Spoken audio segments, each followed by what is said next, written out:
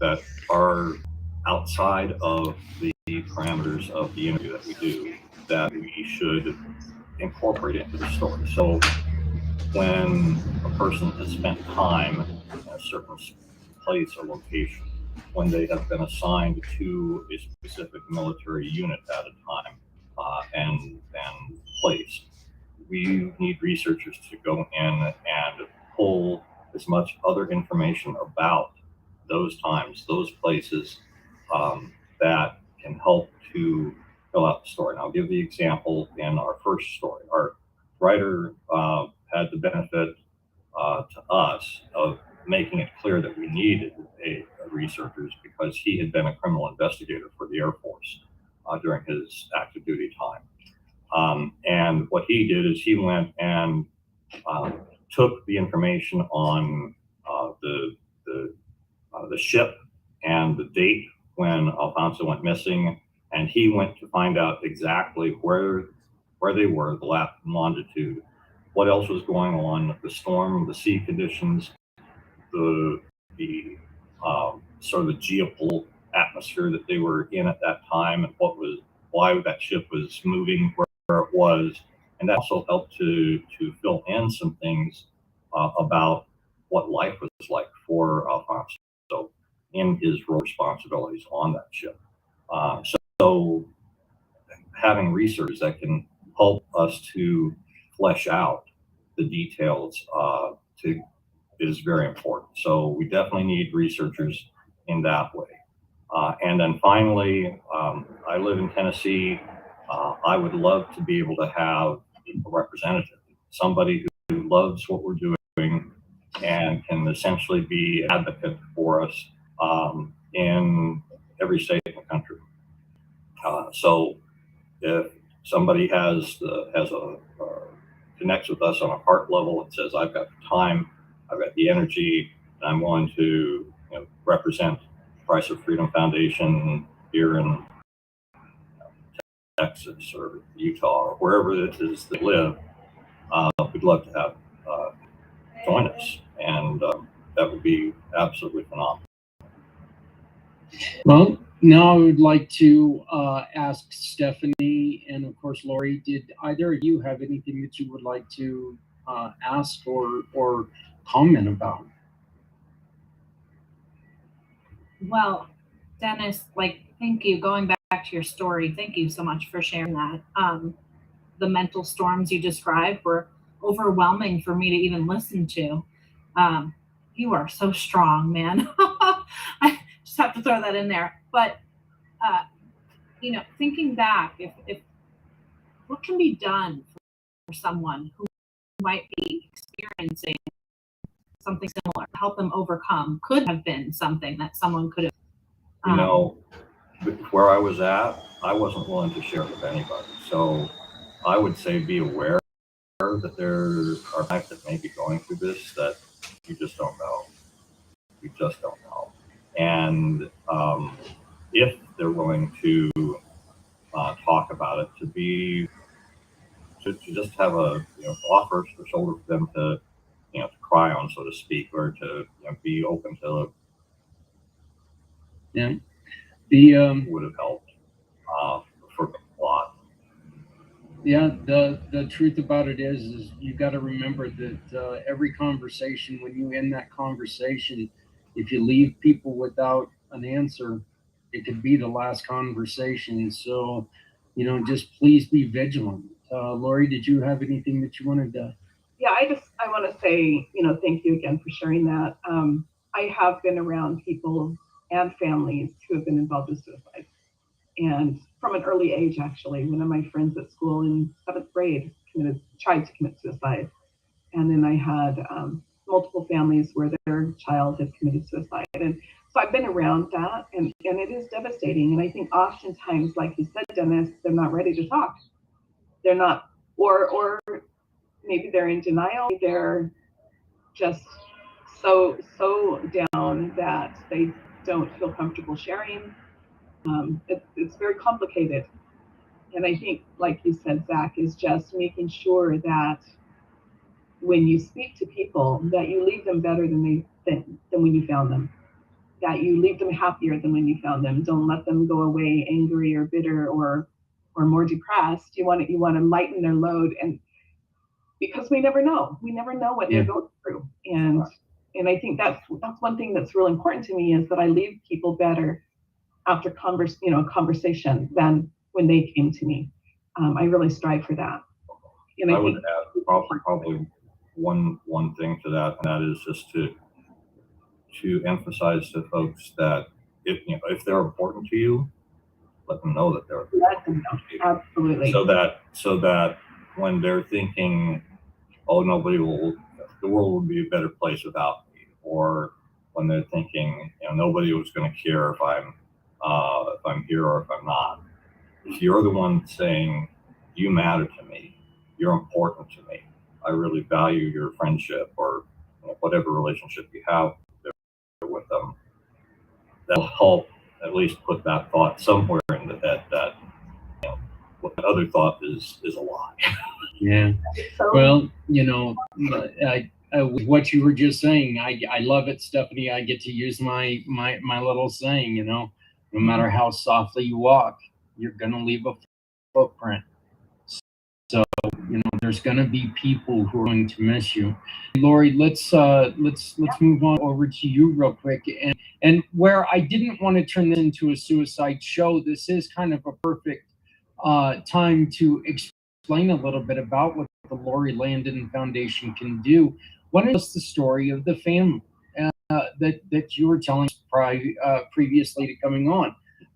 You dealt with the loss of a child, and then due to illness and just the loss of the child, you had a mother that committed suicide. I did. When I made 2 trips to Africa to serve people and to meet people and to develop relationships. And my first trip over there, I met a young boy who was 11 and got to know him. I was helping to support him in his soccer endeavor, just personally.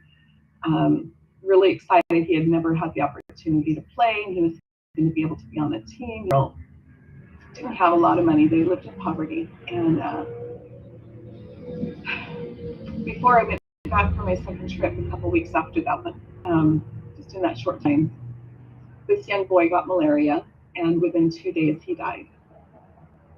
We didn't know in time, otherwise we would have been able to get him treatment. So the mother she was a single mom. She lived in a 1-room apartment with the son and a 6-year-old boy in this 1 room. They had no money. They had almost no food, pretty much no food. And the youngest boy also got malaria. So we got him treated. We got him to the hospital, and he was a 6-year-old boy who I actually got to spend time with my second trip. And during that process, we found that the mother had no money to be able to bury the son that died. And this boy lay dead in their 1-room apartment for 4 days. And she was devastated because she knew that the only option she had was to throw him in the trash can because she had no way to move the body. And she was just devastated. It was traumatic. It was horrible. You can imagine.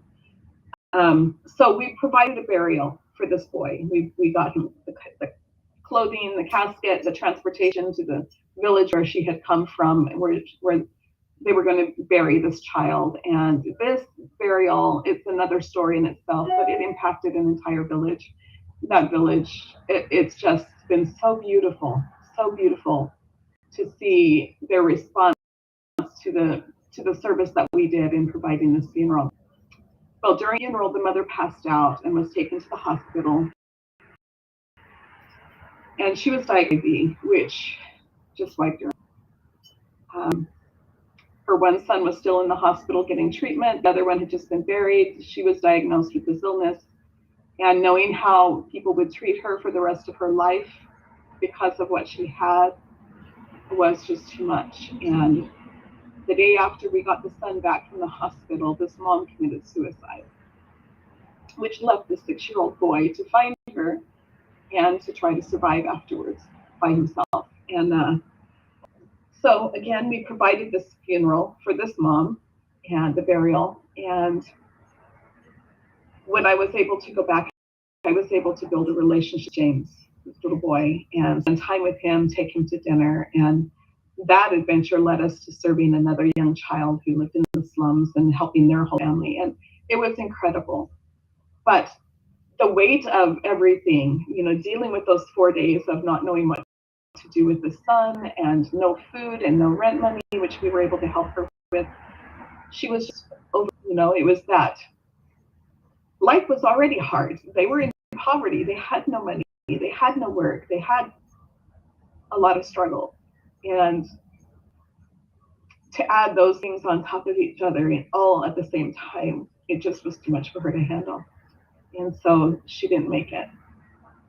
But we, through that, have made such a beautiful impact in the village where she was buried and where the son was buried. And we have made such a difference in the young boy's life. We are staying very connected to him. He's on our soccer club, our football club over in Kenya, and being able to live out that dream for him. And it's really made a big impact in his life. And when we took dinner, I have pictures of how the big smile on his face, which he had never been able to go out and do that. That was something special for him. It turned his life around, really did. But that's what people go through. The people we serve are people in need, and our foundation is designed to meet people in their need, to help them become self-reliant, want to give back. And that's exactly what's happening. We have saved over 50 lives now. We have provided now, the number went up this week because we had another burial. We now provided 8 burials, 7 children and then that mom, which honestly has been such a beautiful gift to me to be able to do that and to be able to provide that for these people who don't have that opportunity. They have no option. We have provided food, water, clothing, shelter, school supplies, school fees for orphanages, families, for individuals. We have provided business opportunities, helped people create businesses. When I took this young boy to this dinner, and we were just leaving, we were getting our Uber driver, I saw a little girl sitting at the side of the parking lot. And I could tell she was hungry. I could tell she was very ill. So I walked over to her and talked with her, and we got her dinner. And I asked Kabil, my manager there in Kenya, to go find her again and find out where she lives. And we were able to do that. We found her single mom, her little sister, and they lived in a slum area. They had nothing. They didn't have beds. They didn't have a stove. They had nothing. And shortly after that, the little sister died. So we provided her funeral. But we were able to take this mom and this little girl that I had found on the street. We took them, got them into an apartment, helped the mother create a business that she wanted to do. The daughter got medical care. We got her into school. She's in the top of her class. This family is thriving, this mother and daughter. And it's just someone that I found as we're walking through, saw them in the parking lot. It's incredible to just be able to meet people in their need and then find out how we can solve the problem, but then help them get out of that situation so that they can become self-reliant and not have to live that way anymore. And that's really what we do. We're working with 100 single moms we've got in Uganda who are on the streets. They have no skills, no opportunity, no education. We're now partnered with an organization. We're getting sewing equipment, beauty salon equipment, and we're going to put together a training center where they can get skilled and be able to create businesses. We have put many people into businesses already, and it's their business of their dreams. It's what they want to do, and helping them realize they can change their life. They can create the life they want. And that's been phenomenal to be able to be a part. We're working on getting garden spaces. 6 young boys, teenage boys, who were put out of the children's home because there were too many kids dropped off. They had enough space to keep these kids, and these kids grew up there. 14 to 16-year-old boys who lived there all their life. They've had no education, no opportunity, and they were just put out on the street. So these are kids I know, because I've been there. I've hugged every one of them. They're my kids, right? It's just devastating. So I took these kids. We got them into an apartment where my manager is, but he's right there with them. They've got nearby, And he's helping them with his business, letting them have opportunity to learn the business part that we started for him. And they're being able to learn how to deal with customers, and they go and serve at the children's home. They provide produce for the children's home in our garden that we put together. So they're learning those skills, but we also got them into school, so they're able to go into their careers. One wants to be in business, 3 in agriculture, 1 a teacher, 1's an artist. You know, it's amazing. And now they're able to dream and realize that this is their pivotal moment where they can change their life completely. And it's just cool. This week, we lost another child in Uganda, and we have 3 that we are in the process of saving right now, just within the past couple of days. It's just to be able to do that and to see that difference in people's lives and realize that if I had said no to the inspiration when this came a year ago, those 50 people wouldn't be here. You know? Yeah, one of the things, and I heard this the other night. I was watching a show, and it was talking about, due to the increase of people in the world and everything, how burial plots are becoming even more difficult.